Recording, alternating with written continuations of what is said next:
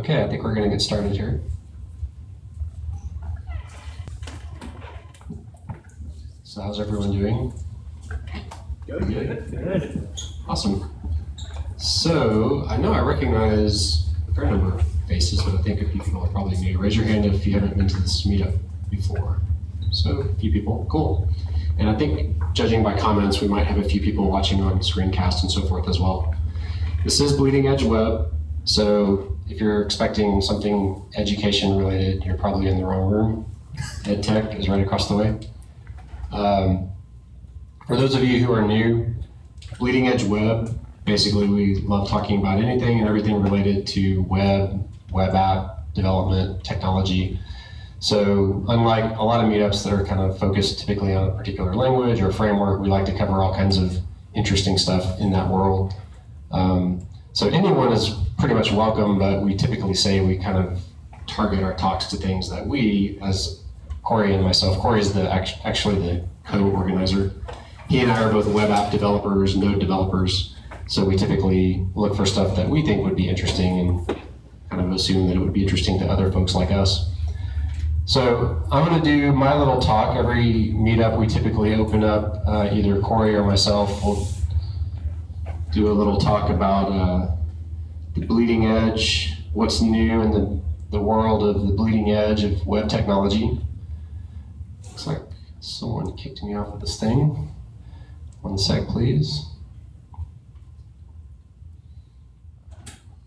It's cool technology, but I always thought it was kind of weird that anyone on the network, anywhere in this building can just kick anyone else off while they're talking. It's kind of interesting. But I think we actually did that to them earlier on accident, so maybe they're getting back at us. Go away. Okay. So for especially if anyone is up on the camera they're watching, the slides, if you go to edgeatx.github.io, the slides are there for my talk, and then Ted kindly threw his slides up as well at that URL. And if you can't see it, go to the edgeatx.github.io, and I've linked to it from, this is actually the presentation that is on there. So you can get this link from there, but it's basically code.tedpatrick.com/TypeScript. So Ted will obviously be talking about TypeScript, which I'm assuming is why a lot of you guys are here. And I'm looking forward to that as much as you probably are, because I don't know much about TypeScript.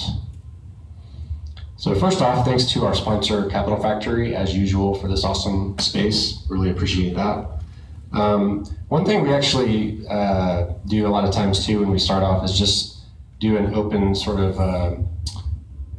forum for if anyone has either like a job available for their company or they're looking for someone, or if you are looking for a job and have something to offer. If anyone has anything like that, now would be a good time to mention that. Anyone? So I'll go ahead and give the mic just so that in case someone on the screencast is listening. My name is Mark Troutfetter. I run engineering team at a company called Pristine. We basically make a video streaming platform optimized for smart glasses. So Google Glass is where we kind of founded our company, but we're multi-platform. But we're looking for test automation engineers and front-end web application developers. So if you know anybody, send them my way. Thanks. JavaScript, so we're heavy into Angular, but we use heavy Canvas, lots of video rendering and tweaks and things. So, but just a JavaScript guru is what we're looking for. Thanks. And by the way, if anyone is interested in anything that someone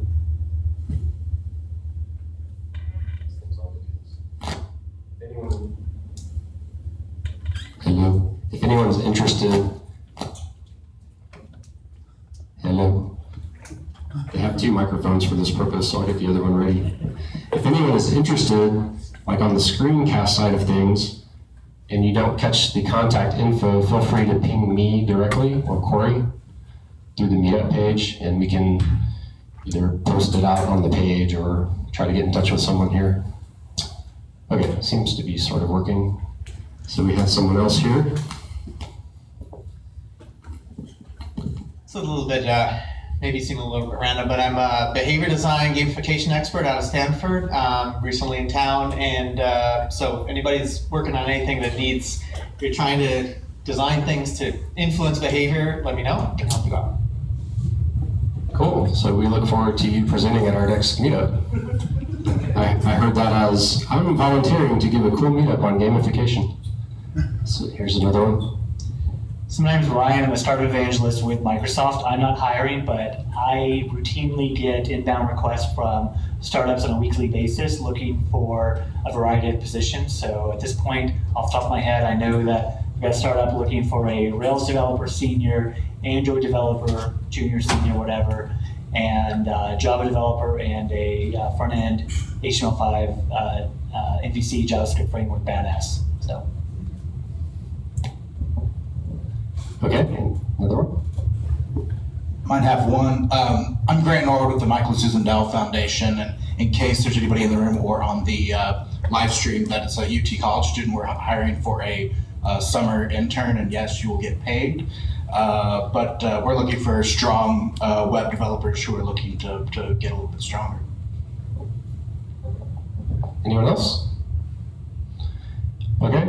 My company happens to not be hiring per se at the moment, but I'm also always on the lookout, especially for Node.js and or general good JavaScript developers.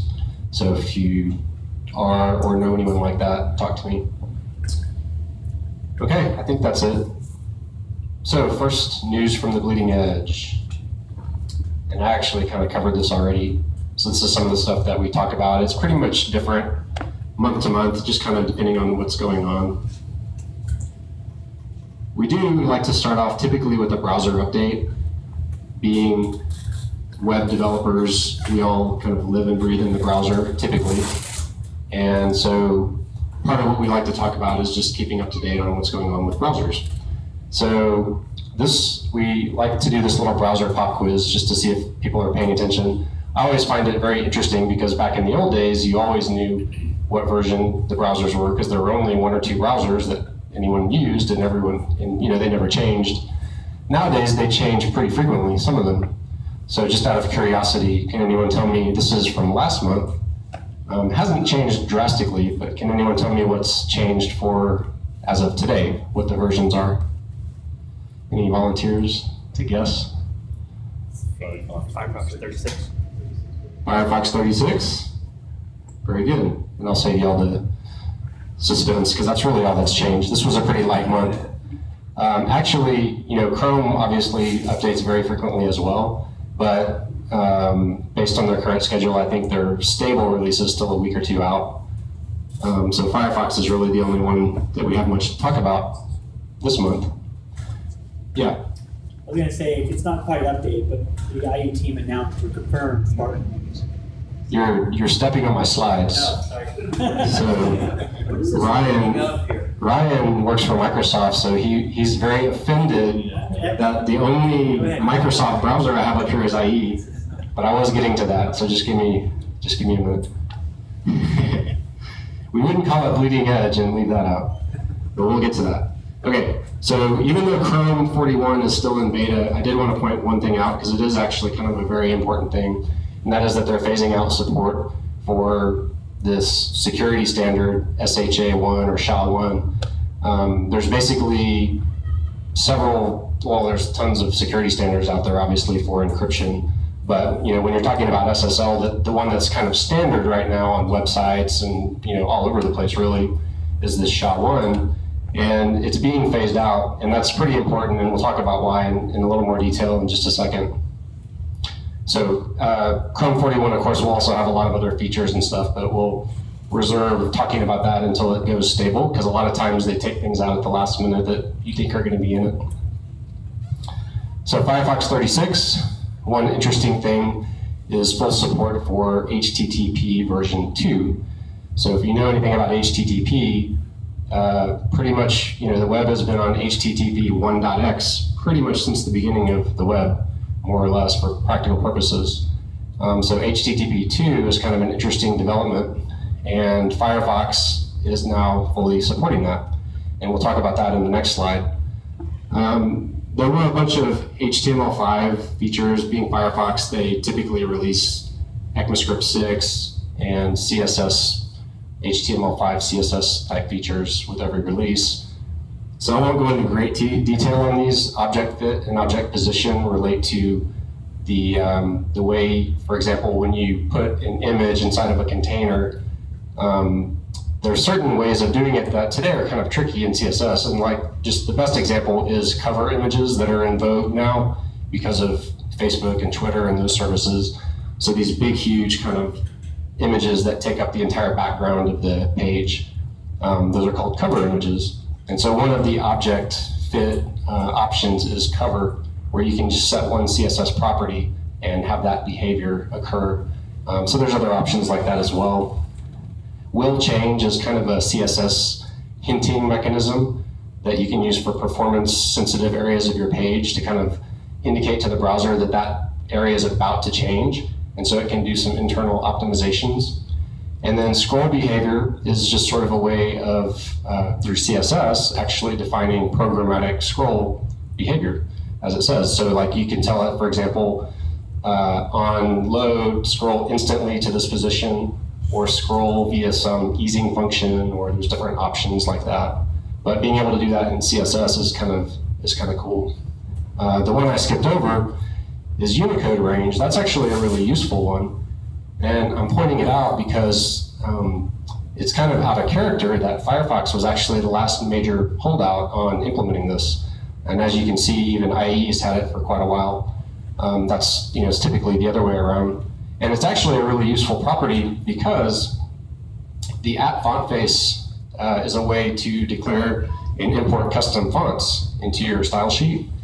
And it's really useful, and a lot of times there's a use case, for example, that designers use a lot where they may want to import a really fancy ampersand, for example, from one font, but then use a different font for everything else. Well, by default, if you just load an entire font, that can create a lot of overhead because some fonts are really big. Obviously it has to be downloaded to the browser. So Unicode Range allows you to define just specific characters from that font to load. So you could, for example, just load the ampersand from that font. So it's a lot more performant. So that's something that's actually useful and that all the other browsers have been able to do for a while. So that's why I pointed it out. So a little sidebar on HTTP 2. If you've heard of Speedy, S-P-D-Y, that's actually something Google came out with 2 or 3 years back. They basically, decided, obviously Google is all about the web and pushing the web forward as a platform. And so they proposed Speedy as a way to do that. And it's all about basically speeding up HTTP, the protocol, and making it as efficient as possible. So these are kind of the features of it. I won't read the list, but it's basically, the whole idea is addressing some of the shortcomings that have become pretty obvious over the last, especially the last 10 years or so of the way we use the web with apps and everything. And especially nowadays, pages are so much more resource intensive than they were back when HTTP was first developed. And then of course back then they didn't even anticipate things like, mobile use cases and the ways that we use web apps today. So that's really what this new protocol is all about. The one that's really interesting is the single connection, being able to load things in parallel. So that's kind of one of the biggest things that people run into is, if you have a page that's got tons of images and JavaScript and CSS, each request is a separate request and it's a separate connection to a server. And a lot of times that creates problems. And so you see things that people do, like for example, creating multiple subdomains for loading images so you can increase the parallelism, stuff like that. Well, a lot of that will go out the window because now with HTTP 2, it actually can just use a single connection to load multiple resources in parallel. And in fact, they can be going up or down the pipe in parallel. That's what multiplexing is all about. So it's pretty cool. So Firefox is also phasing out support for the 1024-bit SSL, as I mentioned with Chrome. And so you might, your ears should perk up when you see that multiple of the major browsers are doing something like that kind of in coordination with each other, definitely indicates that it's a big deal. As I mentioned, Firefox typically also does a lot of ES6 related stuff. So one thing they did was improve their support of the const or constant keyword. So if you use that one, just bear in mind, if you've used it in any code, bear in mind that that has changed a little bit and could potentially be breaking actually. Now they actually support the standard correctly, whereas before they didn't. One thing I'll point out is the promises thing is pretty cool. So promises in JavaScript are not necessarily easy to kind of debug from the point of view of just seeing what the state of them are at any given time. So Firefox actually, new in Firefox 36, in the console, in the developer console, you can actually inspect promises and look at the state of the promise kind of in real time. And that's not something like you don't have to write code in the console like object dot, state dot whatever. It's just a built-in property of a promise object. So being able to look at that right in the console is pretty cool if you use promises. So, do you use SSL? Do any of your sites use SSL? So I have a whole slide just on this SHA-1 phase out because it is something you should know about. If you're like me, if you do use SSL, then more than likely you've probably been notified by your certificate provider about this, but maybe you got the email and weren't sure exactly what it was all about. So just so you know, it's a pretty big deal. Basically, there is actually a SHA-0, which was the original SHA. It stands for Secure Hash Algorithm. That's been around forever. That one was actually broken a while back. SHA-1 has not actually been broken, but they've proven theoretically that it can be broken. So that's kind of good enough in the realm of security, algorithm, cryptography. That's pretty much good enough. That pretty much proves that it's not secure enough. The thing I read about it that was kind of interesting is one of the ways you can measure the kind of security of an algorithm is how much it would theoretically cost to break it, given today's current kind of computing technology. And so the cost right now of breaking SHA-1 is estimated to be $2.7 million per key, which sounds incredibly expensive. It actually is incredibly expensive. But like I said, the very fact that it's breakable is kind of unacceptable. So they're basically phasing it out. SHA-2 is not dramatically different in terms of like the algorithm from SHA-1, but it uses dramatically longer hashes. So basically just kind of, the longer keys you generate, the longer hashes you use, basically geometrically increase the complexity and the time it would take to break them. And then SHA-3 is actually in the works, but that's kind of a ways off, and that's kind of a totally different algorithm. So the whole, you don't have to understand all the details of all that stuff, but you do need to understand that if you use SSL and you have a certificate that was, generated probably a year or two ago even, I know in my case, I actually have it. I just renewed mine that was created originally about a year ago, and it was not going to be valid in the new versions of the browser, so I had to replace it. And starting with these new browsers, you're going to get security warnings like that every time anyone loads your site. So something to be aware of. So Opera tracks Chrome. So because Chrome 41 hasn't shipped yet, Opera 28 hasn't, but expect that to come out when Chrome ships. And then Safari and IE, at this point, don't do much other than security updates and other minor things. So, Ryan, am I forgetting anything? Microsoft confirmed, I should say, a new browser coming out in the Windows 10 timeframe. Holy crap, a new browser from Microsoft. Indeed, it was announced January 21st. It will ship with Windows 10. I believe there's already some preview version of it, right? You can, if you're running Windows 10, the technical preview, if you go to the About flags, you can turn on the rendering engine. The Chrome is still the original, but you would switch it to the new rendering DLL. So if you're on the dev version of Windows 10, there's a flag that you can flip to enable this browser in preview mode. So I don't have that personally, so I haven't done it. But yeah, it sounds pretty interesting. From a user perspective, it looks like it's designed to be a pretty good browser. First-class mobile touch support. Obviously, Microsoft nowadays, they're definitely going the cross-device strategy with the Surface tablets, the phones, and everything. So that's obviously a big part of the strategy. Their version of Siri, Cortana, is going to be integrated right into the browser. Web page annotations, and probably a lot of other stuff as well. The more interesting stuff to us is obviously the techie stuff. So the new rendering engine that Ryan alluded to, the file, I guess, is edge.html.dll, the actual, library file that it uses. So that'll be, it's actually, if you're familiar with IE uses Trident is the kind of code name of their rendering engine, has been for a long time. So this is not just new Chrome for the browser, this is literally the underlying rendering engine itself is being rewritten from the ground up. So it's a big deal.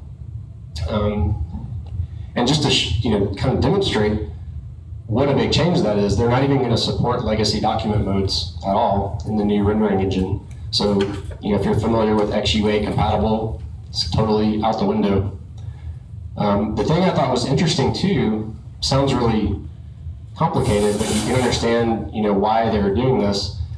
But number one, Spartan will have the capability of loading the IE11 engine, so it can basically fall back to old IE rendering for certain enterprise legacy apps, kind of the way, that's actually their term. Obviously it's really for any web page that requires that, but I think their focus in terms of the way they're sort of selling it is like, we know we have enterprise customers that might have ActiveX or whatever, but they're obviously positioning that as like the exception, and they're going to want most normal people to move to this new engine. The other thing I thought was really interesting was that both engines will also ship in IE, and because IE will also ship with Windows 10, if I understood that correctly. Yeah, one clarification, Yeah. ActiveX would not actually work in Spartan, so that's part of the reason why IE will still be included. Gotcha. That mode will still be required for certain sorts of enterprise apps, but for your everyday consumer, they should not have to deal with any of that. So the clarification was, for anyone who couldn't hear that, the reason primarily that IE is actually still included in Windows 10 is for ActiveX. That style is Yeah. So the new rendering engine won't even support that at all. So Does that mean there's going to be two browsers in 10? for the consumer, just think of it as one, but yeah. It'll be Spartan, but underneath it's going to be including. Yeah, at this point, the team has said that more than likely will definitely will also ship underneath there, but whenever any consumer clicks on the internet browser, whatever they choose, it should be Spartan. So the default experience and the default expectation, and especially for consumers going forward, it'll be Spartan, but IE11 will be available for the people that need to enable it for legacy reasons. It'll be self-updating, which will be fantastic. We will all, as developers, be so much happier when that becomes the rule of the land. And they actually, if you want to get into the details of all the ES6 stuff that they're going to support, they've got all kinds of APIs that they're going to support. So I kind of linked to that. It's really too many to talk about here. It looks like it's going to be a really fantastic browser, to be honest. So I can't wait to see where it ends up once they release it a little more widely. And this is kind of a long quote, but I quoted it just because it is like to really drive home what a different beast this thing's going to be. This is a quote from, I should have included his name, Ryan, you probably know him. It may have been Jacob Rossi. Yeah, I don't remember, but one of the guys on the browser team talking about when they originally forked Trident, I guess originally they obviously if you have a browser sitting in front of you, you're not going to start from 0 lines of code. You're probably going to start from IE or whatever. But they essentially forked it, committed it, and then just started ripping stuff out of it. And so he's talking about removing VB script and removing all this other stuff. And the last line I love, he says that it looked little like Trident and had diverged already even more so than Blink had diverged from WebKit, which may or may not mean much to you, but we did a talk a while back actually when at this meetup, when Google announced that they were forking or creating, I guess they forked WebKit, created Blink, their version, their new rendering engine. And there was a quote from one of the Google guys talking about how many millions of lines of code they ripped out of WebKit at that time. So I mean, these are massive, massive changes. So, I think that quote pretty much drives that home. So coming soon, our little pop quiz will get a little more interesting. So enough about browsers. Unless you've been hiding under a rock, if you're a web developer, you've probably heard about React Native. That was kind of big news a few weeks ago at the React conference that Facebook put on. So I've linked to some YouTube videos that where they actually talked about that at the conference. They haven't, aside from the keynotes that they did at the conference, they haven't actually, Facebook hasn't put out much official info about it. Excuse me, but you can sign up to be notified, I guess, once they start doing that. But it promises to be and looks to be a really cool technology. If you do anything in mobile, obviously in today's world, you basically have native development on the various platforms, and then you have web development. And then if you do web development, you're typically writing web stuff kind of in isolation, and then using PhoneGap or some other method to wrap everything in a web view. But once it's kind of on the device, you're still essentially using a web page that's wrapped in native Chrome, which works. And a lot of people are doing that with success. But I guess their strategy was, well, how can we leverage the web tool set and workflow, but still end up with truly native experience and performance? And so that's what React Native is all about, is actually using React, or actually just plain JavaScript if you want. But obviously they are positioning it as a React/JSX tool set.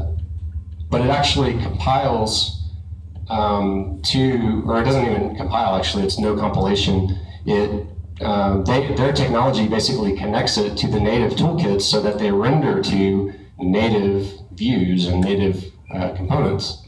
So it's really cool. And there's this article that I linked to here is worth checking out if this sounds interesting to you.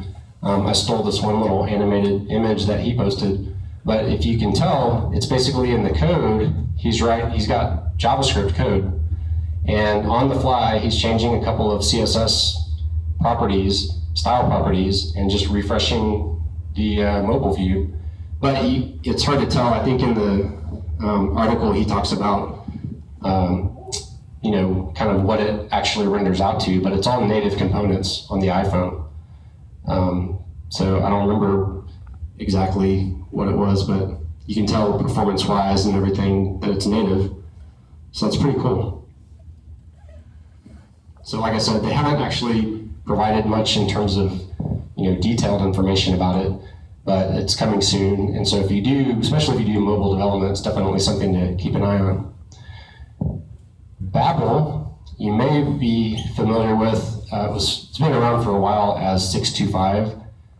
Basically, it's a transpiler of ES6 code, and it transpiles it to JavaScript that is compatible with today's ES5, for the most part, browsers. It also provides polyfills, meaning just for browsers that don't support certain functionality, they provide plain JavaScript implementations that sort of backfill that behavior.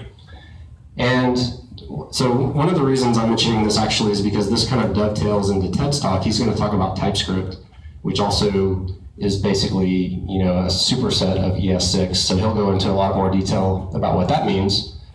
One thing that's cool about this Babel.js site is they have not connected. That's strange. Okay, well, I'm not connected to the internet. What I was going to show you, though, is they have a REPL, which is a read eval print loop. So it's basically a little interactive code editor that you can try out the code. You can basically try writing ES6 code, and on the fly, it kind of helps you with syntax, and it's got a lot of good information about all the different ES6 stuff and how to work with it. So anyway, if you are interested in that, or if Ted's talk kind of gets you more interested in finding out more about ES6, you should definitely check out this site. And then, you know, JavaScript frameworks are kind of a dime a dozen. New ones come out all the time.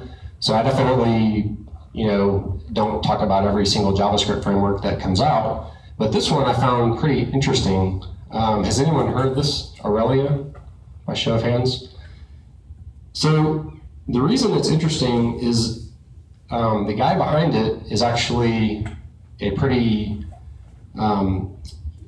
serious JavaScript guy. He's actually been on the Angular team for the past year or so. And before that, he was working on essentially what became this framework. At the time, it wasn't called Borrelia, I don't think, but he'd been working on it for quite some time. And he was actually recruited to the Angular team based on this framework, essentially. And this interesting background link that I posted on here talks more about it. But essentially, when the Angular team started trying to figure out what Angular version 2 was going to consist of, a lot of the ideas, they basically recruited this guy, and on the strength of this framework, took a lot of the ideas and were originally at least going to base a lot of the Angular 2 ideas around that. So this guy ended up not being happy with kind of some decisions that were made, and things diverged a little bit, so he ended up leaving that team, coming back to his own stuff, and then launching this framework called Borrelia. So this isn't, you know, like I said, there's frameworks all the time that just sort of get thrown on GitHub by some random dude. This one actually has a lot more behind it that looks interesting. And looking at the feature set, it looks like a very good framework. It's very much in the vein of Angular, Ember type frameworks, and it has some interesting ideas. So it's worth checking out. And judging by the kind of comments and the ecosystem around it, it actually already has a bit of a following, so it's one to keep an eye on. And then other notable releases, I won't go into the details of any of those, other than I guess Node is kind of a big one, especially since the way Node works, if you're not a Node developer, is their versioning is kind of weird. So even numbered versions are their stable branches, and odd numbers are their kind of development unstable branches.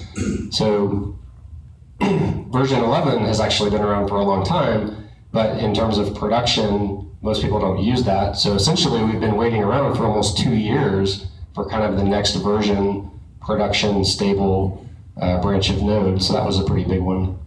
And then these other ones, if you are interested in those had major releases. And then just a couple of upcoming events to throw out there. Hackathons, I think. Most the ones I'm going to talk about are hackathons. So this one is coming up. It's kind of government, I guess state, local government, technology type stuff. So if you're interested in that, there's a hackathon for that coming up, I think this weekend. Causathon is a nonprofit-oriented hackathon, and I think it's Livestrong is the main backer, so I think it's kind of cancer-focused organizations. And so that's going to be right around South by Southwest. That sounds interesting. And then there's actually a journalism hackathon, which I thought was unusual. I hadn't seen one like that before. So if you're interested in news technology, and that's actually a short one, looks like a 1-day, 8-hour hackathon. Yeah, so that's it for me. Does anyone have any questions about anything I mentioned before I turn it over to Ted? It's Space City JS. They're having a JS conference in Houston, March 28th. So Space City JS is a Houston JavaScript-oriented conference that's coming up in March. So check that out if you're interested. Anything else? TXJS teased that we'll finally have another one here in Austin in July. Okay, I was wondering about that. I hadn't seen that. So TXJS, which is Texas JavaScript, which they had a little conference. I guess it was a one-day conference, what, a year or two ago? We had 3 in a row and then none. Yeah, okay, so it was several in a row. And then last year there wasn't one, right? So Ryan said that they're teasing that there may be one this summer. It will be July 24th. Okay, July 24th. So if I recall, the last ones were kind of hard to get tickets for. They went pretty fast. Yeah. So keep an eye out for that. Anything else? Cool. And there'll be time at the very end too if anyone has any final comments before then. So with that, I'll hand it over to Ted.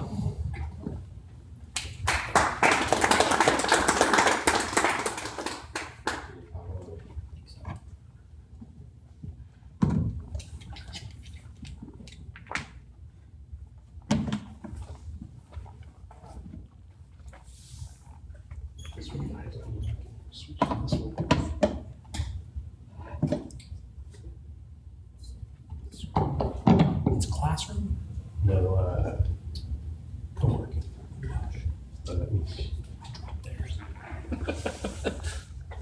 Okay, well, retribution will come probably.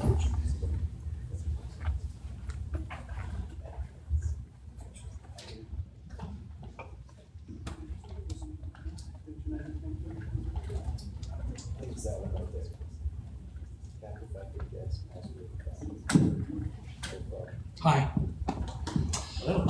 My name's Ted Patrick. I've been writing software for an awfully long time, and about 28 months ago, I took on a project in New Braunfels, of all places. There happens to be a large company that does a lot of their print-related work in New Braunfels, and the factory there produces, it's about 40% of the US checks. So if you have a checkbook, most likely, coin toss, they probably printed it. And the company's named Harland Clarke.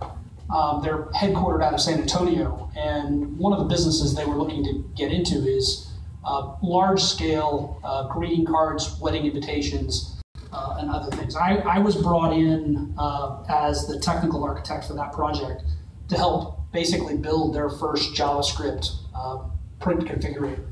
So we're actually configuring web-to-print documents that are coming out of Adobe's InDesign. Running them in the browser allows the user to edit them, and then basically regenerating an InDesign document on the server, and then going to a very large-scale Heidelberg press. So the workflow is fairly tedious. We have a team of 5 to do it. But one of the first problems we ran into was just grappling with quality in the code base. And one of the choices we began to look at was we looked at compilers and other tools and workflow that could basically improve our code quality, improve our testability, and basically take a team of 5 people and basically get us output of a team of about 10. And we began looking at compilers. We looked at every single compiler in the market in November of 2012. All the way from Hacks, all the way to CoffeeScript, all the way into other ones. But it just so happens a month prior, Microsoft had posted a compiler called TypeScript, and they posted version 0.8. And I got to take it for a very deep technical overview to see if it was usable for the project. We have released commercially 6 times over the past 28 months with a team of 5 people. And the code quality has gotten to the point where we work on every mobile device from iPad 2, iOS 4 it is, all the way up to IE9 Plus on the desktop. So in every modern browser we can render complete design documents with desktop fidelity. They're editable, we round trip them to the server, and now we have companies, print companies actually licensing our engine from us And we're beginning to look at some bigger projects, which are full print design applications, desktop applications, but built in web tech. So everything I'm going to show you deploys to web tech, but I want to walk you through a little bit about what we learned about TypeScript and using it. Again, I've spent a lot of time in the TypeScript compiler in the language, and I can talk about it kind of in depth. So TypeScript is a typed superset of JavaScript, essentially type superset of ECMAScript, that compiles back to JavaScript. So everything that is TypeScript is JavaScript. It's all JavaScript, all the way down. But it actually is syntaxed to ES6 plus type information. And although the compiler and the language have migrated over time, it started it as ES6 target. The ES6 spec is moved, and by version 2.0 of TypeScript, they will basically have ES6 full alignment plus types. The last release of TypeScript, which is version 1.4.1, actually allows you to write in TypeScript, but it actually outputs ES6. So you can output ES3, ES5, and ES6 types compatible compatible JavaScript from one programming language. But the syntax in TypeScript as a whole is JavaScript. If you know JavaScript, you already know it. It's not a new language per se, but there are structure applied above the language to give projects more control. And again, it doesn't really take anything away from JavaScript. What it does is it gives you an API to structurally control development and manage things that are really hard to do without tool sets like this. So again, any valid JavaScript is TypeScript. All you have to do is change the .js to .ts, and you type tsc name of file, ts file, and it will output a JavaScript equivalent to that file. Now, there are features in the language that are above JavaScript, and that's what I'll majority focus on. And then there are features that are ES6 related that get translated down to ES3 and ES5 JavaScript. So what comes out is actually a very clean, the output is very clean JavaScript. It's easily readable, it's well formatted, and it's what I would expect a quality software developer to write. But on the TypeScript side, there's structure in there that allows you to control development a lot better. So I talked a little bit about why, but this is a hard one. It's not appropriate for every project. I'll say that plain and simple. It's just not. If you have, my rule is kind of, if you have 2 developers and you have more than 2 to 3 modules, TypeScript will benefit your project. And as you get bigger, it will tremendously benefit your project in terms of structural code quality. Because it actually, as a compiler, it can statically type across and through all the files, across all the function calls, and make sure that all the data types that are both returned and called are structurally correct. If you call a function with a string and it's supposed to be a number, the compiler will tell you right then and there. If you attempt to change a value or change a variable from one type to another, it will tell you. There's some interesting side effects of this in that one of JavaScript's main, from a performance point of view, you want to be able to flow types correctly through JavaScript. And implicit type conversion, when you implicitly change from a string to a number back to a number, those changes in JavaScript are really expensive in the VM at runtime.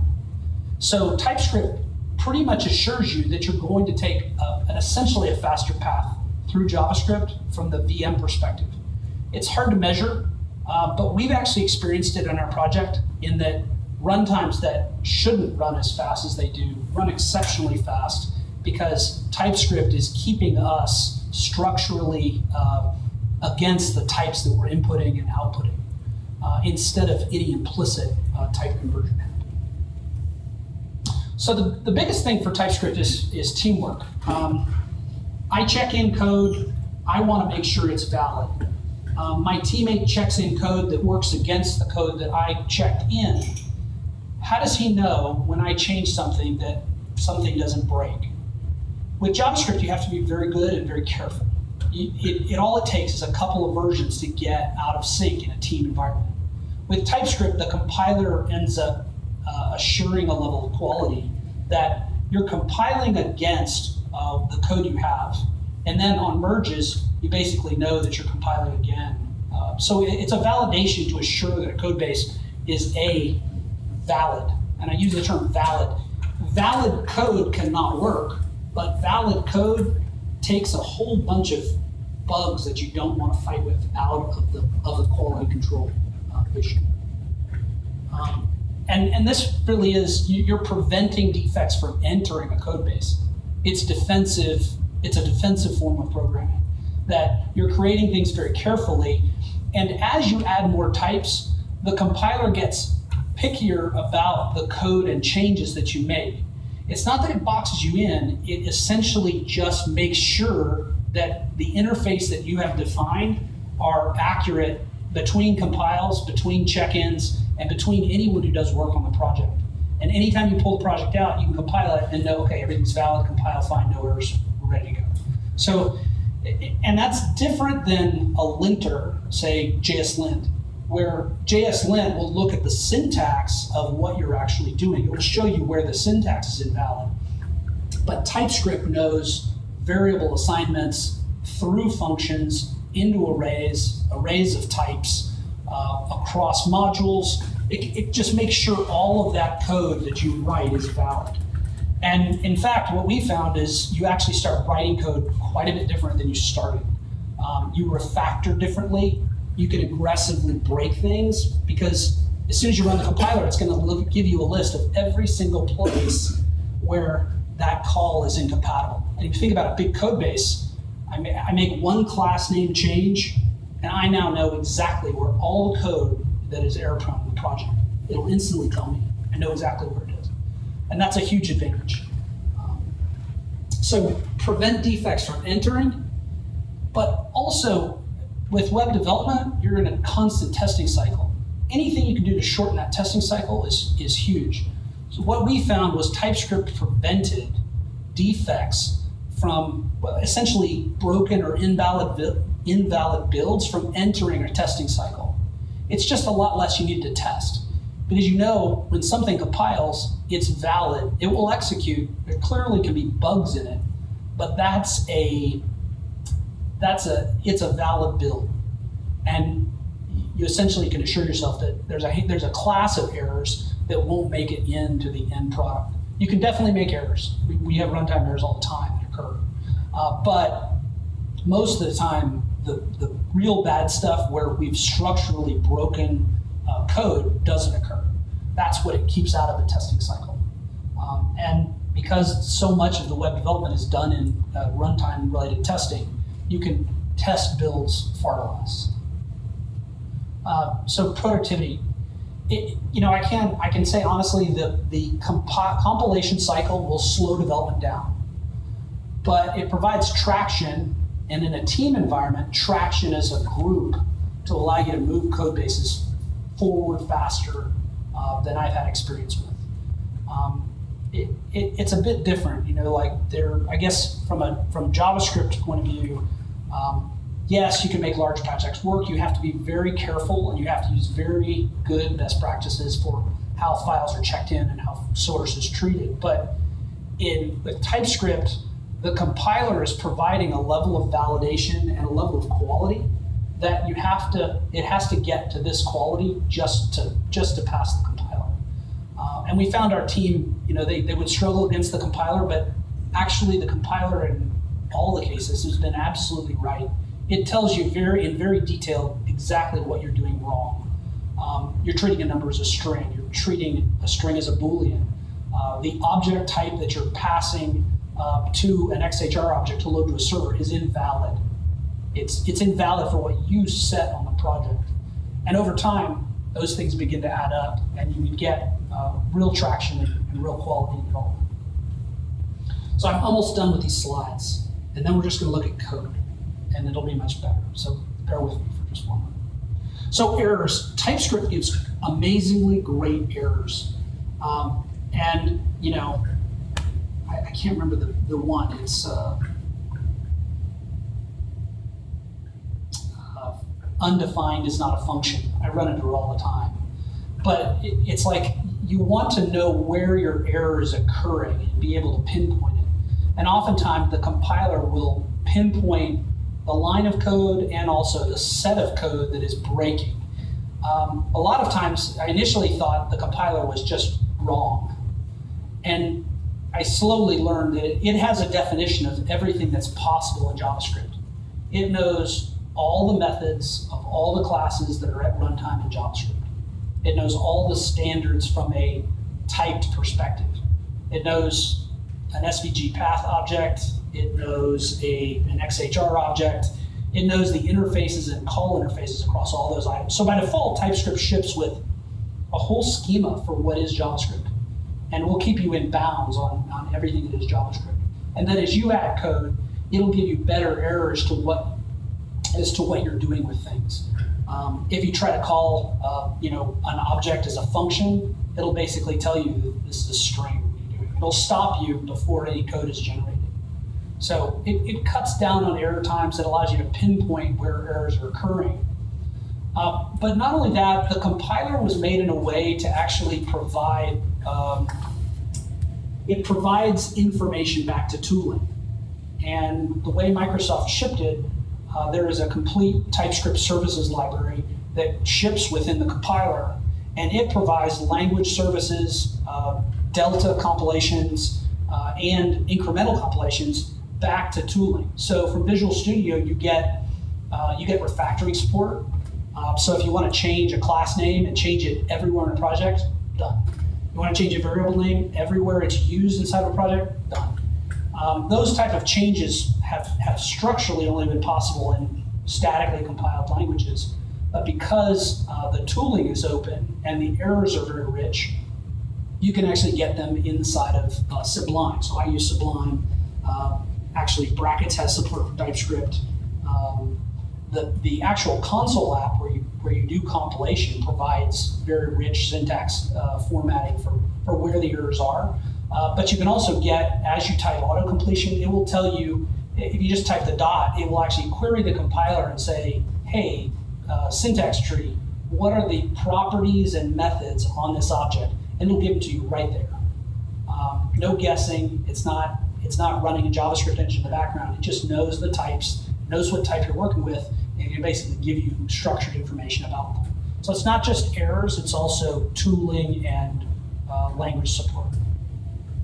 So in a sense, this is a modern version of JavaScript that you're able to use today on any project because it exports to ES3 or ES5. You can use this language and basically export to projects that, whether you're using on Node.js and you're using common JS modules, just works, or if you're using it in the browser and you're not using Browserify, you end up using AMD or Require.js, you can use, basically you can export to AMD and it'll actually provide all of that syntax structuring. So you end up using the Require syntax that's in Node, but it could compile back to AMD or back to common JS syntax. So you just don't even have to worry about it. It's sort of like you just write the way Node.js works, which is the format for import-export in ES6. So if you want to install it, it's actually an NPM module. This was the first window when my head was like, is this really Microsoft? What the hell is going on over there? This is 28 months ago, and I was like, they published an NPM. They get it. This is, wow, okay. And the compiler runs in Node.js. It runs in the V8 engine. It ships as a compiler default for Node.js. It's an open source compiler on Node.js, and it is written in TypeScript, compiled back to TypeScript, and it ends up being a JavaScript engine, of which I'm going to show you running in the browser in just a second, which is really cool. So if you want to install it, npm install -g TypeScript, or if you want to use a package manager, you just set it up in npm, specify the version, hit npm install, and it'll just install it locally. And any compilations, it'll just run it. If you want to compile anything, TSC is the command line compiler. On Windows, it's tsc.exe. On Mac or any other platform, Linux, it's TSC, and just pass it a TypeScript file. Yeah, it works on all platforms. It's literally, we start projects by just renaming a JavaScript file to TS, and then process the compiler through it. I did put together a little starter project that has gulp integration. I'll actually show the URL, and I'll show that later, but it's a basic starter project for any type of web development. It assumes just gulp and TypeScript, and whatever libraries you want to use, you're more than happy to go at. But compiler is easy to use, and you can use higher, in that case, you're using higher level tools to package and minify and package JavaScript out. So one of the interesting things about TypeScript is how the compiler actually knows what is in a project. And this is where we get into code. So these are what's called references. And references can pull in two distinct types of things. They can pull in what is called a definition file. And a definition file is an abstract definition of a JavaScript API. It's not the API, it's not JavaScript. It just defines the surface of, say, jQuery, or the surface of Require.js, or the surface of Angular, or the surface of XJS. You name any type of framework, and there are TypeScript definitions readily available to just put into your project. So TypeScript can actually give you type errors and code hinting across code that isn't TypeScript. It actually allows you to provide interfaces or externs, somewhat known as, but they're definitions in TypeScript land. But a definition to jQuery is pretty handy, because then all of a sudden it starts telling you all the things you're doing wrong when you're working with jQuery. And understand jQuery is not written in TypeScript. So TypeScript can provide high quality errors in JavaScript libraries. And I'll show you the repository for that. But it's also how you pull in your own classes. So just as you're pulling in definitions, that's a .d.ts file. You can pull in classes, which is just a .ts file. So in this case, these references, and pardon me for this being so small, I guess that's a little bit better. But you basically point to a path. That path will inject these files into the compiler from top to bottom, and it will basically compile out all the dependencies. What I like to do is I like to actually have one file called build.ts. Build.ts has all my references to all my classes. I compile through build.ts, and it emits all of the code, and it places it in the output directory, and then I package it. It's the cleanest way to do it. And trust me, there are probably 200 ways to do this. But having done it every which way for Sunday, I prefer to have a reference file, compile the reference file, and it compiles all the code, output to your directory, and you're done.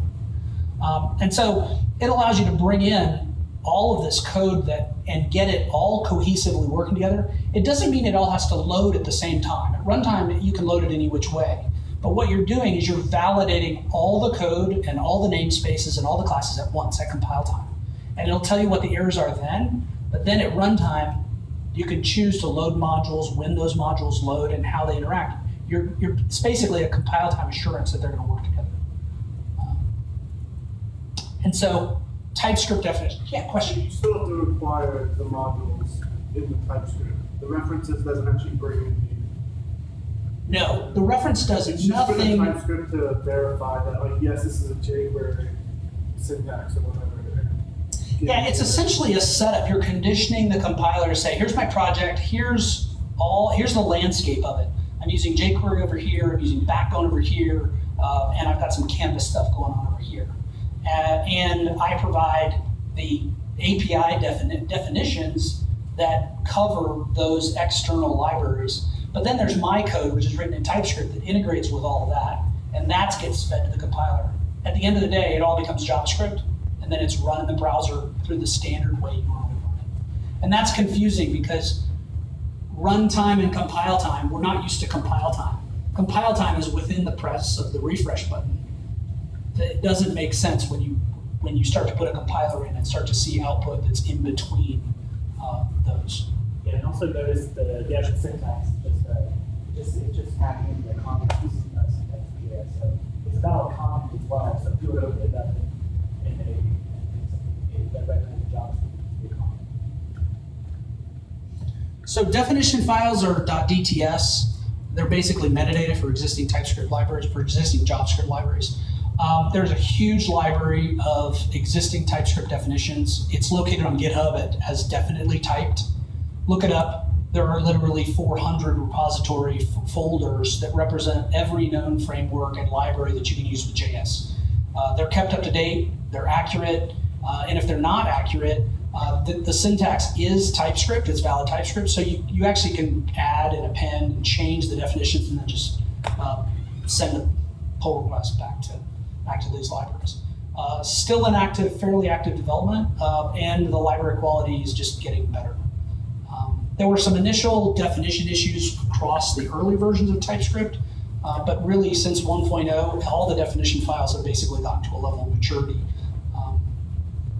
that makes it really easy to do TypeScript development across whatever framework you're choosing to use. Oh, thank goodness. Okay, so what do I have here? So the browser has a JavaScript engine in it. And TypeScript compiler is written in JavaScript. So wouldn't it be cool if we can actually just run TypeScript in the browser? You can. So what this is doing is actually, TypeScript is written over here, and pardon the drop down there. TypeScript is here.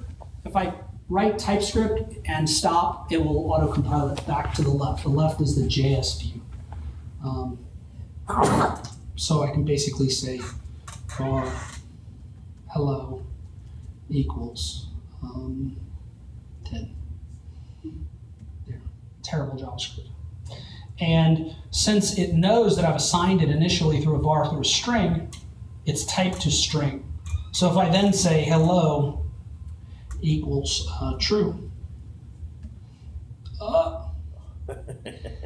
cannot convert a Boolean to a string. That seems really simple and it's super trivial, but you'd not believe how important that is. Like fundamentally, that is a groundbreaking change from the way you write code. And understand, I'm in a browser, that's literally a text field, and it's just shuttling code through a compiler, running in the browser. There's no server involved. This is all client side. I'll let that sink in. Okay.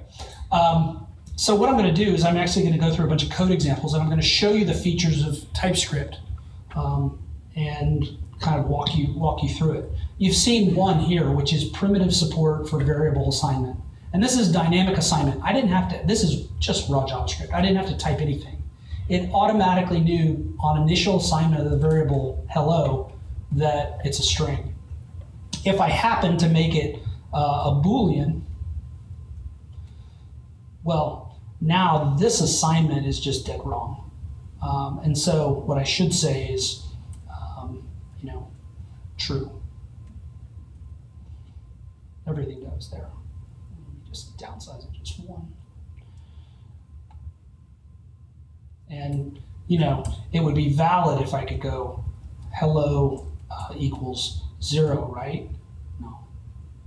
So typically, 0 and 1 are used for compiler flags, but this is flagging misuse of what has been assigned as a Boolean. I'm basically saying, hello, turn yourself into a number, and it's giving me an error, which is cannot convert a number into a Boolean. The assignment happens left to right. So the 0 is trying to be placed into the reference to the hello variable, and it won't allow. In using TypeScript, you kind of throw away the idea of truthiness and falsiness of various JavaScript things. Oh no, that still applies. That hellish pit is still there. But what it'll do is it'll keep your variables. It will tell you anytime there's a change that is not exactly okay, or you're doing some implicit type conversion, and that's really not the best practice. Because if I ran this through JSPerf, this would work. It'd be valid, it would run at runtime, but there's an implicit performance hit of switching 0 to a Boolean and back. that happens in the JavaScript VM. And so that's what I mean. Those little details, they add up to big performance gains. Not that performance is relatively important, but in a sense, the quality of the software becomes better because you're dealing with better primitives and you're able to manage primitives on a much better basis. So let's go through these. So this was similar to the other one. I've got an error here. So foo has been assigned to a Boolean value. I assigned it then to true, and then I tried to assign it to 0 and it fails. If I want to fix this, I would basically say false. No compiler errors.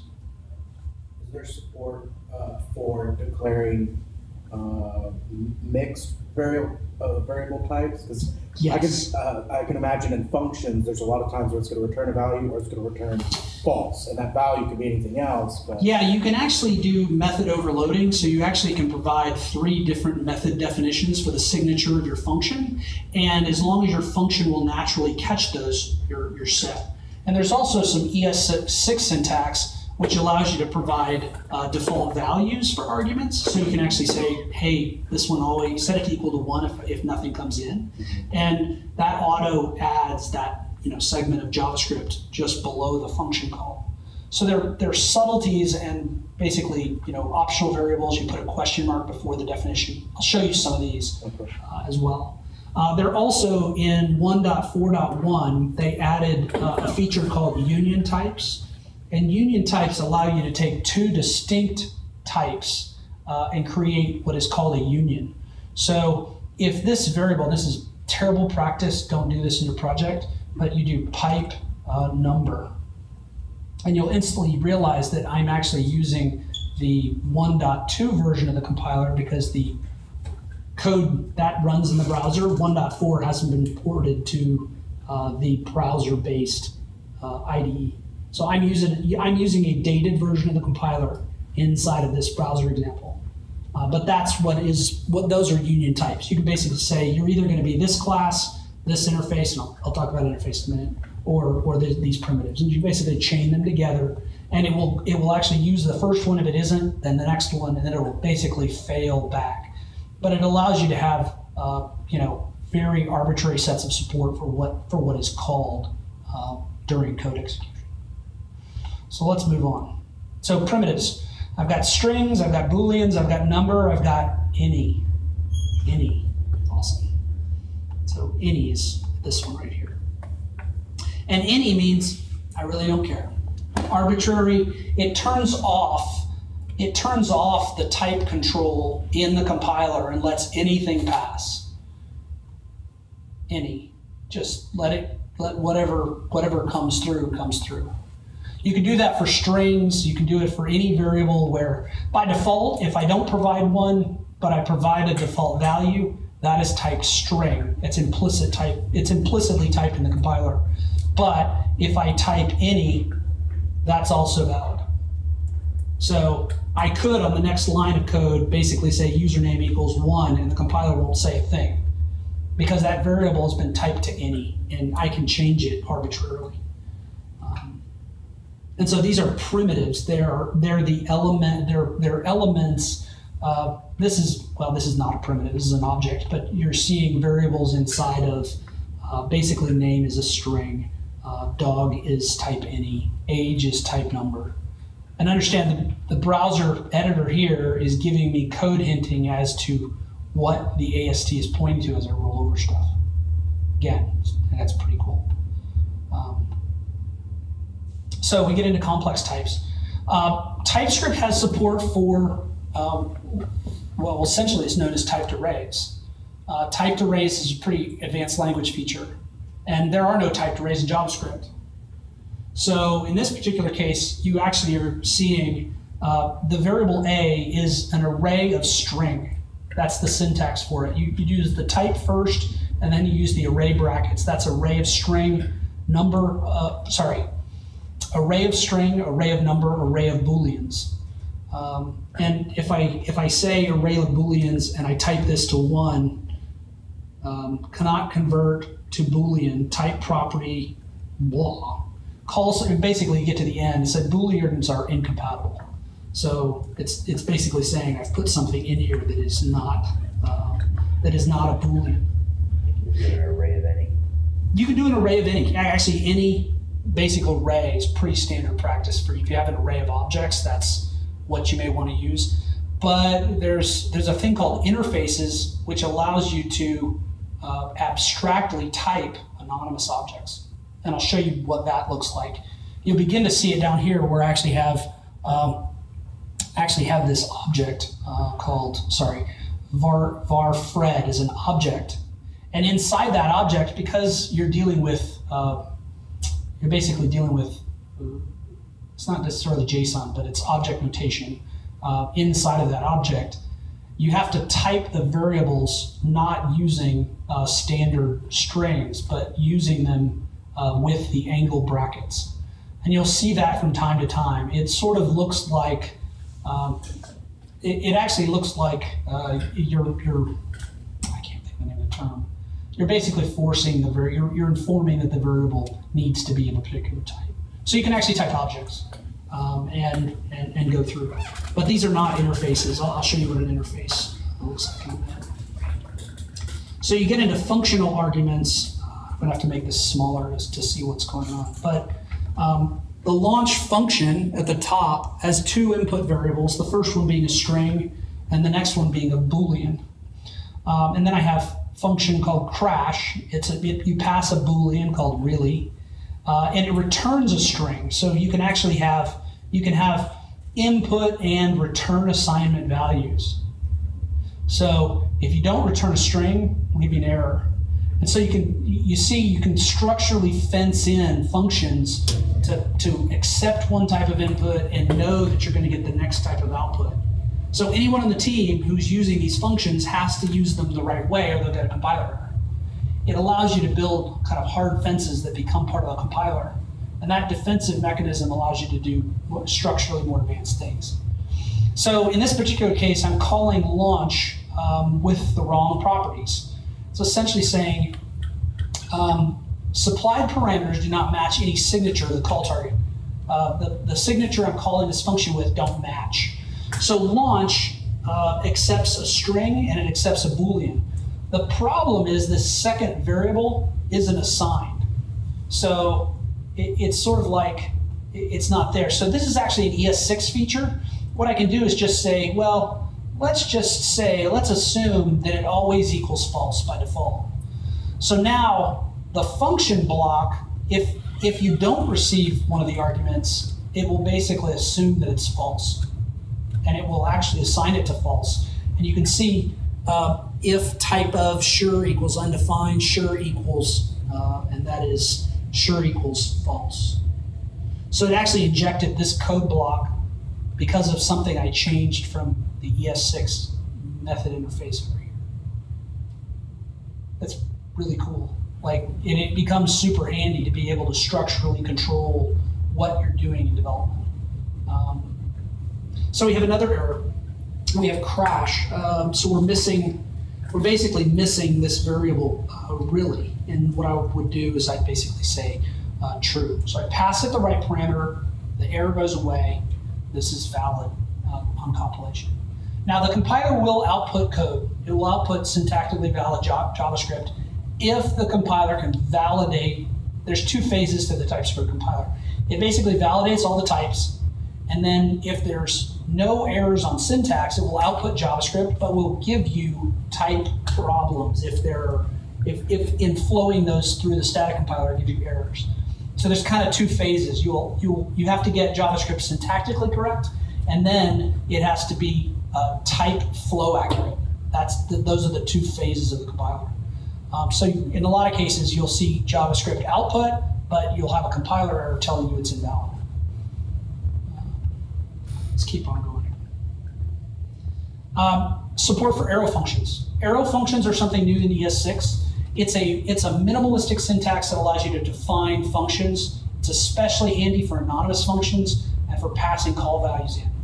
So in this case, I'm going to define an arrow function called flip. But what I do is I just pass what looks like it looks like an expression, but that's the interface to the function. I'm going to pass it a value. Then I have an arrow function, so the equals and then the arrow. That's the definition of an arrow function. So you don't have to type function. It basically removes 7 forced characters every time you use function throughout all of your JavaScript. And as we'll see, once you get to the class syntax, you don't have to type function either because it's a member function of a class. And so the syntax gets even easier. But again, those are ES6 features. TypeScript just inherits them because it's using ES6 as its input. So in this case, I have a function flip, and if I want to call flip, I basically can call flip. And flip requires a Boolean value. And so, cannot call selected overload, and essentially type Boolean for R1 is a type number. So this has to be true, and then there's no error. You didn't assign a type with the return function on your flip, and you assign it to something that's like type string, would it complain? Yeah, it definitely would. If I had like 1, 2, 3 here, it's basically going to say, sorry, I'm going to not. No, I meant the other way. If you don't actually assign a type on the return, but you set it to a variable that already has a type. If you don't supply a return value, it is typed to the value that's returned. If that's clearly a string or clearly a number, that's okay. But a lot of times what you want to do is return it. In this case, I'm going to pass a Boolean, but I want to flip the value from true to false. So what I want to do is return a Boolean. It sort of says I pass it a Boolean, I flip it back.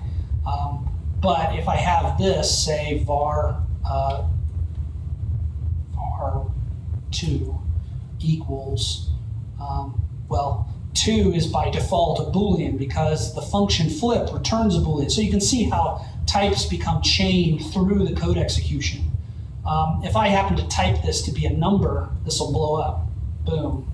Now all of a sudden cannot convert Boolean to number. That's pretty advanced. I'm going through a function, getting the return type back through, and back assignment, and the assignment collides and says, oh, you have an error. Just as a follow-up on the same question, if you remove Boolean from your return type on flip, will it still complain? No, it won't. Okay, that's what I was trying to get at.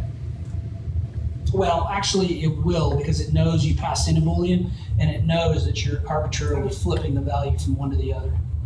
It understands the exclamation point syntax with types. So it's basically saying cannot convert. Is there any type coercion if you really wanted to do that, or would you just have to write conditional code? You'd have to write conditional code to get through it. Okay. But that's kind of a best practice, right? So it's like there are shortcuts in JavaScript, but they often mean implicit type conversion. And those practices add up to, well, they add up in time to syntax that's harder to read, harder to manage, and it, I don't know, this is an opinion, but I would like to see them explicitly called out from a function. It's kind of basically feels like you're shoving the Java back in JavaScript. Well, not really. I mean, JavaScript's not optional. This is all optional. This typing is at my control. If I want to have part of the app be strongly typed, I can structurally type that down. Like in our app, the first thing we typed was models. Our models were typed to a high degree, but our DOM code, no. We were pretty loose with how we were handling DOM manipulation. We were using Bootstrap. It was pretty clean, but there were some things there done that I thought it was a risk at first. But we typed our models, and we got really good results by having that area of code be strongly typed, but other areas of code be rather loosely typed. One description I've heard that really stuck with me whenever TypeScript was first announced back in 2013, 12, yeah, JS not BB, was not necessarily optional typing, which implies either on or off, option have it or option not, but gradual typing.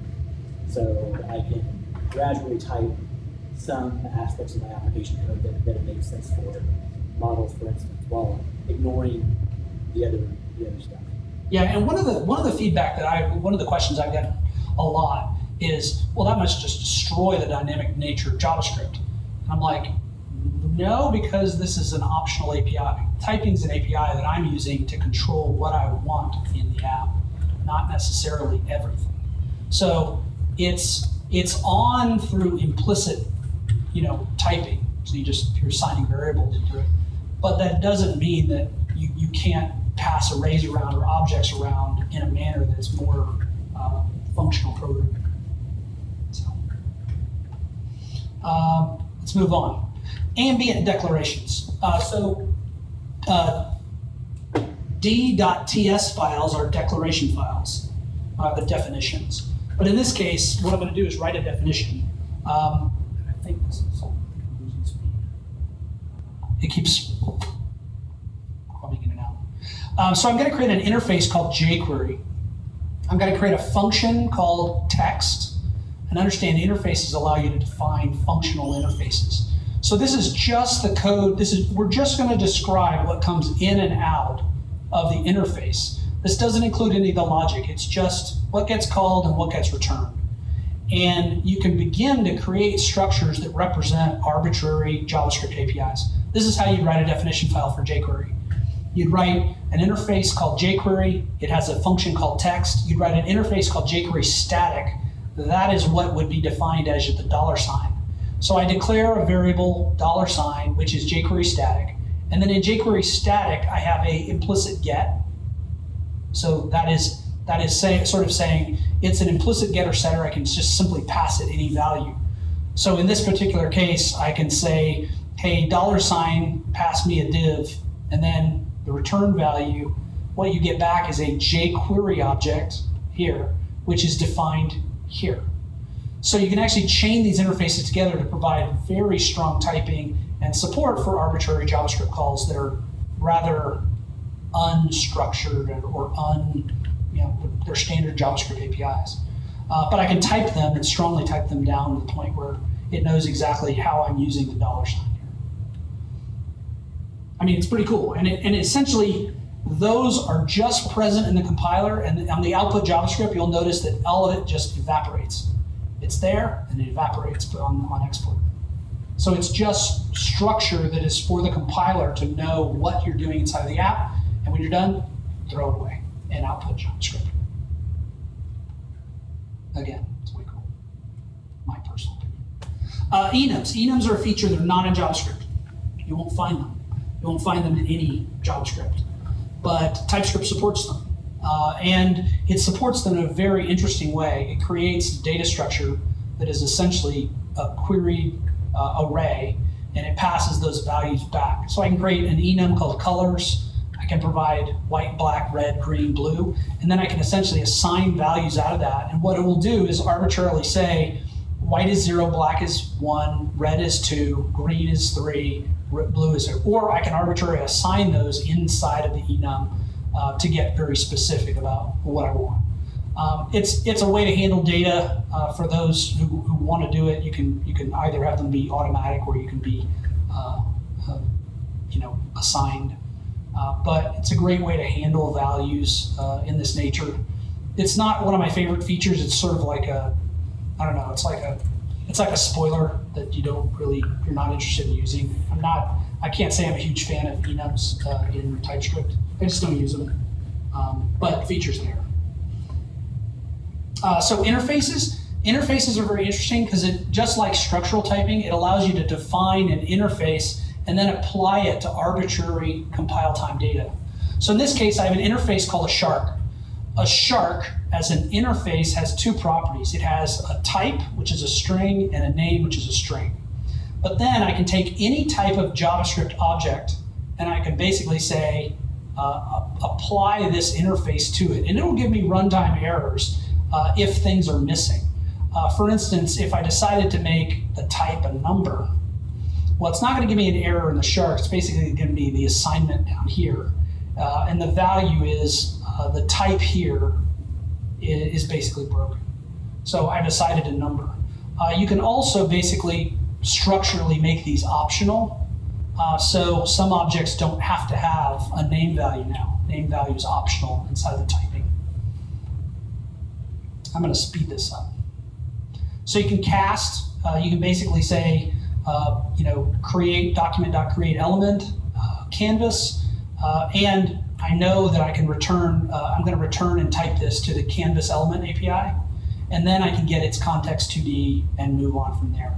You can also do it with script elements, but again, any type of native object you can create in JavaScript is there. Again, this is similar to the interfacing, and this is also casting, which is essentially putting the interface back onto things. And then we get into classes. So TypeScript has class support. Class support is according to the ES6 spec. It back compiles back into prototypes, so you're actually creating valid prototype objects, same as normal. So any TypeScript class compiles down to the ES6 prototype chain, essentially creating the objects and creating or in this case, an animal class. As you'll notice, there's no need to put a function in front of move. Move is a member function of the class.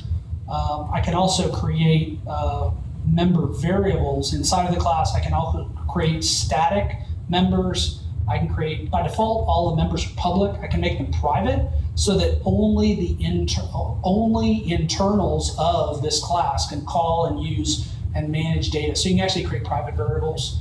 They're restricted in the compiler, but at runtime you can actually access them. At runtime JavaScript you can get to them if you need be. But the compiler is limiting how you use them.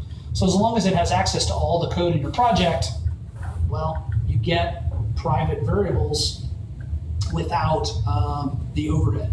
Clearly, another person can get code if you're trying to hide data. Not exactly the best with the console, because you can get in there and do whatever you want. But it's interesting in in how this actually works. So with classing, you can also do subclassing. So you can do extends. Snake extends animal. I have move, and then I basically can create other variables. And you can see the JavaScript starts to get a bit crazy. And as you get bigger, you start to forget about JavaScript in general and focus on the structure and organization of code and how you want it to work. So it's the best of JavaScript, but it's also provides OOP capabilities to do whatever needs to be done. So class interfaces, just as you can extend a class and subclass something, you can also implement an interface, meaning that in this particular case, I have a class called bitmap. It implements iApplication mode, and it has to have get mode and return a number. It has to have a set mode function and an isValid function returning a Boolean. And right now, it doesn't provide that interface. So I've got get mode. I've got set mode. I think I'm lacking isValid. IsValid returns a Boolean. We'll see if we can do this one-handed. This has nothing to do with TypeScript. I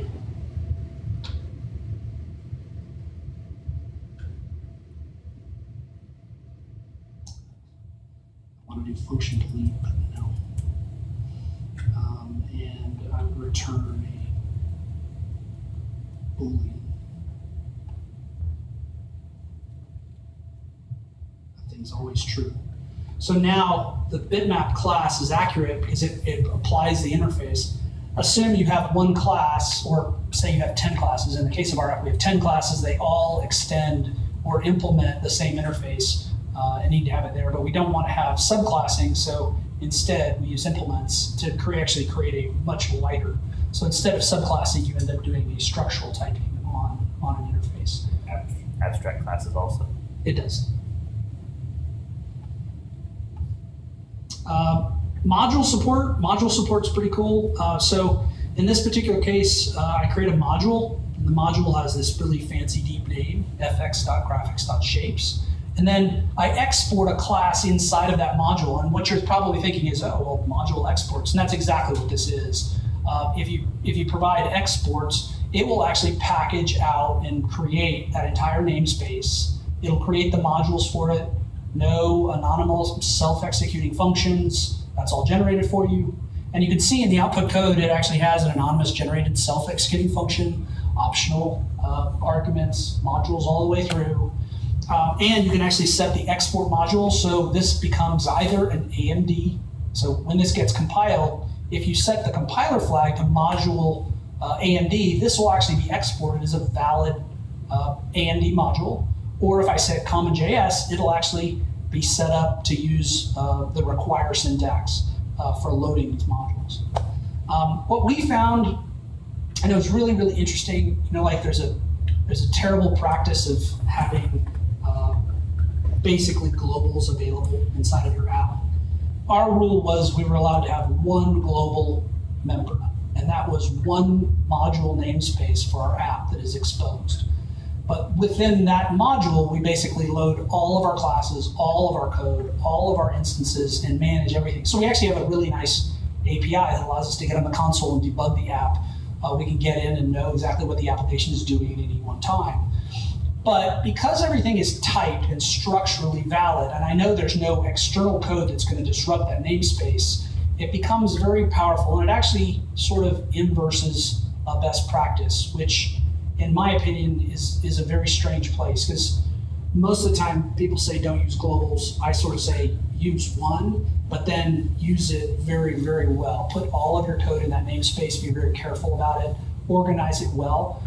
But that, because it's structurally intact and structurally valid, you know the code works. So you can't really break it or overwrite it. Nothing can overwrite the module namespace because you'll get a compile time error. So apps can actually be structured pretty differently than if you were doing things all anonymous. You can do anonymous modules. It does work. It's great. It just works. In our case, we actually, if you go to any of the sites, we actually have basically 3 letters you type in, and you get access to the full JavaScript API of our configurators. And that also simplifies module loading of code, because we have this base assumption that a handful of code is there. So we just, instead of using modules, we simply write to that namespace and use it directly. It's a very strange world that it enables. If you know something's valid, why would you have the overhead of calling requires, call the module loader, return the value, return the instance, and then go into the function call? And I know that's a pretty controversial thing to say, but compilers allow you to simplify the code to the point where you're doing things directly that would have before been a bad practice, but it's a bad practice because of the variance that can happen. In this case, you have a compiler controlling it, and so things sort of get different. Your compiled code, is your private and your public method look the same in the function on the right? They actually do. So like real draw is a private prototype, and there's no code restricting its use, right? There's no, oh, you're not called from this, or just the type checker will check. Exactly. It's not a runtime thing. It's really compile time. But in this case, I've got another error, right? Real draw is being called here outside of the member. It's basically being anonymously called. So I could basically fix that by, well, I just remove that, and there it goes. There's another one called protected. Protected is now added in 1.4, and protected allows you to basically create an instance, and the instance or the instance functions can actually call protected methods. Private can't be accessed that way. So there's now 3. There's public, protected, and private. Let's see where this goes. This is the end. Are there any ways to change that? Like some of the output? Because like what I do whenever I create a private element or method, I'll set the numeral to false using like object defined property or something like that. Is there a way to configure it so that the private output is different, or is that just something going back to the TypeScript compiler? Well, if you can do it in JavaScript, you can do it in TypeScript. So you just have to, so for any kind of you couldn't just use the private keyword now. You'd have to essentially go through the same. Correct. You go through the same things, but there are, you basically could have internal. I mean, I use internal methods in some of my some of the parts of the app that I manage, and I use it just to prevent someone from calling things at certain times.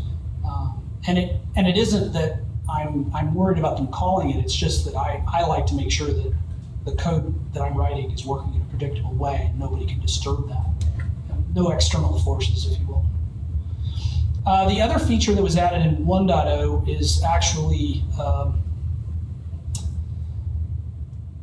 gosh, I always blank on this one. It's not overloading. It's not casting. Generics, sorry. I thought you'd catch it. But this is generics. This is allowing a class definition, which is a greeter of T, T being an anonymous type. It doesn't know what type is going to be passed in or how greeter is going to be used. But in this particular case, I create a greeter of string. And this is actually how typed arrays are implemented. They're implemented as generics. And so you basically get, you can assign types based on the generic type. So I have greeter, the constructor has message, the message is a passed type. That type ends up flowing through. And because it knows the type that's input, it basically can know all the function calls that come through this, that the return type is valid. So I have a generic function that, well, it doesn't matter. If you pass it a string, it expects errors to come back that when you return strings. Or if you pass it booleans, it returns booleans, and it'll give you errors depending on what is put into it. It's a very odd little language feature, one that I don't touch. But it's there, and it's pretty amazing that it's there. So that is actually all of my code examples. And I'll say thanks. This is me. I started up in Austin. We moved here in October, started up lightly to do basic text consulting in Texas, and that's what I'm essentially doing. Unfortunately, don't have any hours because my client has me booked completely solid. But let me show you actually what we do, because it's pretty cool. So we have, there are 7 sites. Those 7 sites have 90,000 printable products. That's 90,000 InDesign files. And we have to create print configurators to execute and print against them. And then the output goes back to an InDesign file. So we actually load the InDesign data model in JSON and basically render, let the user edit it, and then basically send it back to the server, create an InDesign file from scratch, and then that becomes an order that gets processed through on some pretty hefty equipment. In this case, these are all laser printed stamps. So they're actually physically embossable stamps. They look sort of like this when you get them, but it's not exactly what you'd think of a printed product. It's an engraved product. But in the actual configurator, I can basically say,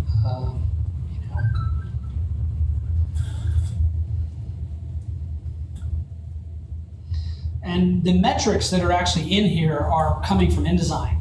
There was the designer basically opened up InDesign, created this design as a stamp, posted it on the server, and then our workflow takes it all the way through and specifies, they basically specify there's 4 input values. We've been working on, I wrote the text engine for this, so this is actually text engine on Canvas, and it's basically doing ligatures, kerning, all the character values, and it's actually rendering the server licensed fonts. So we actually wrote the font engine and the like. If you want to go check that out, this is actually one of our examples for the text-based engine. But we're doing text on a path, so that actually dynamically rendered all those on SVG paths, which is kind of pretty cool. And then on the stamp configurator, we basically can change any kind of arbitrary values. But we've gotten into, and again, I'm running the local build environment here. But in this particular case, the delay is that it's having to pull the InDesign document from our remote servers and pulling it back over Wi-Fi.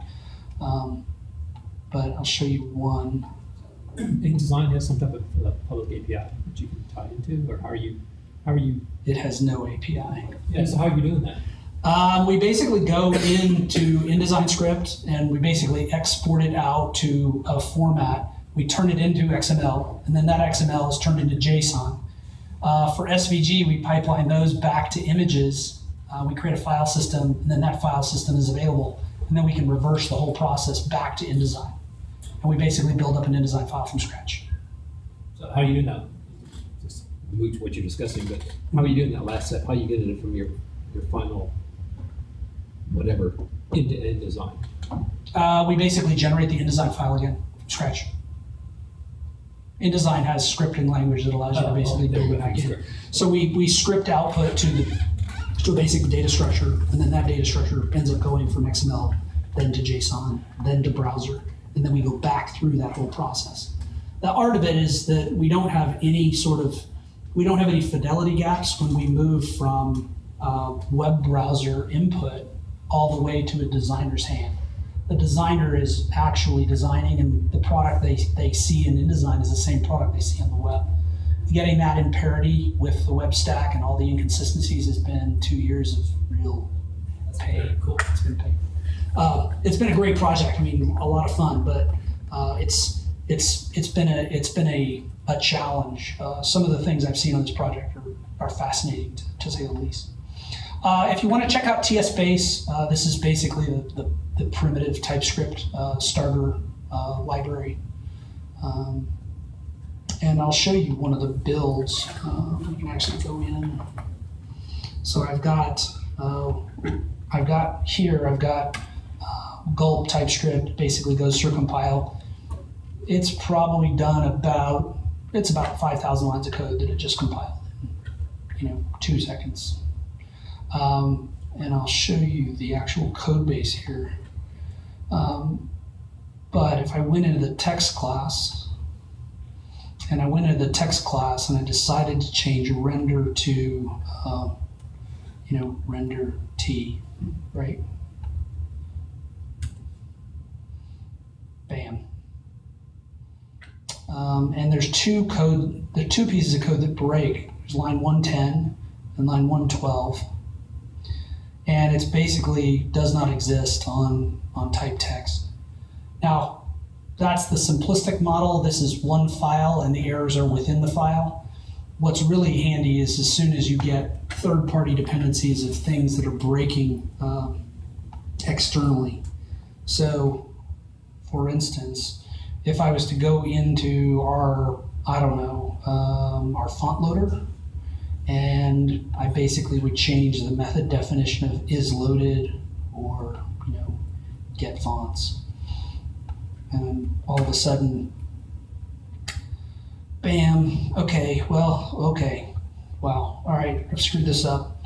So the character class is broken, character text is broken, font loader is broken, path text is broken, text is broken, and line numbers and exact values where it's broken. So if I want to fix this and change those methods, I could basically just change the names in all those locations and it would compile correctly. But that's really powerful. I mean, when you're in the middle of a large project and you have to work some way, you have assurances that you're going to get the result that you expect. And that's why I use it. It's definitely not right for all projects. I would definitely, encourage you to get a starter project, play with it a bit. It takes some getting used to. If you're not used to compilers, it can be a mind bender at times. But it can also really help projects and really help you achieve quality that's hard to do elsewhere. One thing I'll say, the compiler can be used for automated testing. You can actually create tests in TypeScript and compile them against your native APIs with argument data. And you can type the argument data and it will actually, so if you have a case where you have a whole bunch of data of potential use cases, you can simply create TypeScript files, compile those TypeScript files, but that compilation run will never generate any JavaScript. It's not intended to. What it's intended to do is catch any build errors where you know that the libraries you depend on have been modified in a way.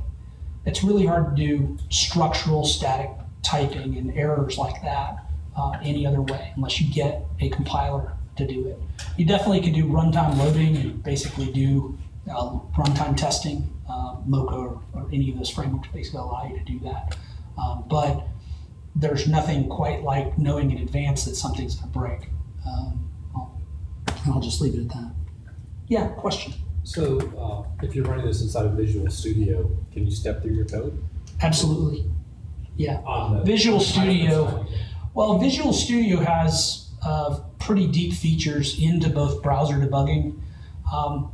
TypeScript has the ability to create, it's basically mapping definitions that here's the compile code, and here's the output JavaScript, and here's the translations between them. I can't remember the name of it. It's a feature. Source maps. It's source maps. It generates source maps for all JavaScript if you want to output it. And then in the runtime JavaScript debugging, it'll actually show you TypeScript code, and it'll show you the errors in the TypeScript code versus errors in the JavaScript code.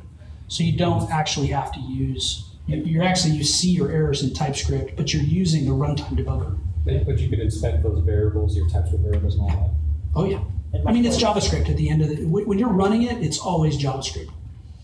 Yeah, So, but if you're inspecting a TypeScript type that you created, it's actually going to show you. Well, you're never inspecting TypeScript. TypeScript is, it's funny. It's only available between the time you start compilation to about middle of the compilation. But at runtime, whenever you're stepping through the code, you're stepping through JavaScript's execution. But source maps allow you to map back to where the TypeScript errors are. So it can tell you what line you're on and what code. It'll actually, instead of showing you the JavaScript, it'll show you the TypeScript, but it'll show you the converted lines back to TypeScript. And that actually works in Chrome. Yeah, You don't have to. F12 browser or developer tools. Yeah. You mean a map? Yeah. Yeah. But most of the time, I don't use source maps. I don't like them. I like looking at the JavaScript.